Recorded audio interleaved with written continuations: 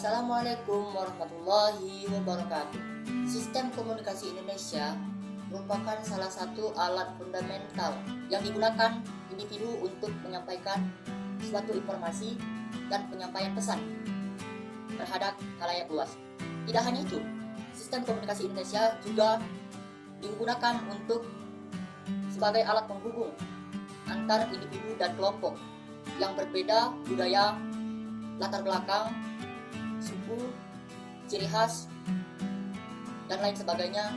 Yang kedua, peran komunikasi Indonesia di sektor sosial adalah yaitu sebagai penghubung antara individu dan kelompok agar mereka saling memahami dan mengerti satu sama lain tentang perbedaan antara budaya mereka itu sendiri. Dimana kita tahu di Indonesia ini banyak beragam budaya yang dimiliki, dari Sabang sampai Merauke itu memiliki bahasa yang beda, suku yang beda, tata cara yang beda, melakukan adat istiadat yang berbeda, sehingga hal ini dapat menyatukan rasa kebinekaan tunggal ika sehingga terjadilah sebuah kedamaian.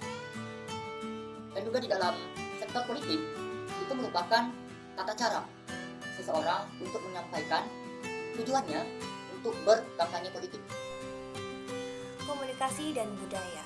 Komunikasi dan budaya saling berkaitan erat. Budaya mempengaruhi cara berkomunikasi seseorang dan sebaliknya, komunikasi juga menjadi alat untuk mendokumentasikan dan menyebarkan budaya. Nah, di sini disebutkan pengaruh budaya terhadap cara berkomunikasi jadi sangat penting apalagi di masyarakat multikultural seperti Indonesia. Karena kita punya keanekaragaman budaya dan norma, komunikasi antar budaya sangat dibutuhkan untuk membangun hubungan yang saling memahami. Makanya, di poin kedua di slide ini menjelaskan bahwa komunikasi antar budaya dalam masyarakat multikultural jadi kunci buat menciptakan interaksi yang positif.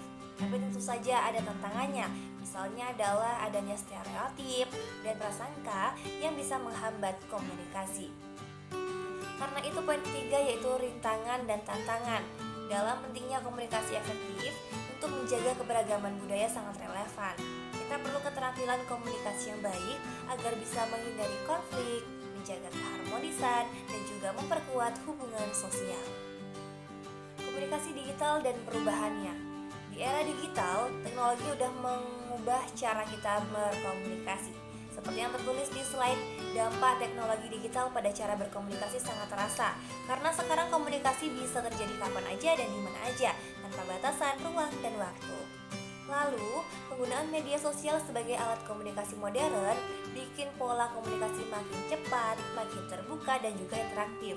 Media sosial seperti WhatsApp, Instagram, sampai TikTok jadi media utama buat bertukar informasi dan juga berinteraksi.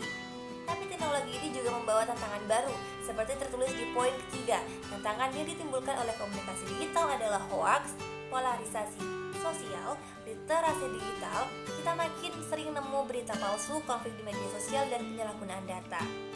Jadi, literasi digital jadi kemampuan penting supaya kita bisa mengubah komunikasi digital secara positif dan juga bertanggung jawab. Kesimpulannya, seperti yang tertulis, sistem komunikasi berperan penting dalam membentuk, menyebarkan, dan mempertahankan sistem sosial, politik, dan budaya. Komunikasi jadi jembatan antara individu, kelompok, dan negara dalam berbagai aspek kehidupan. Karena itu, memahami sistem komunikasi sangat penting untuk menciptakan hubungan yang harmonis dalam masyarakat, terutama di tengah keberagaman dan kemajuan teknologi saat ini.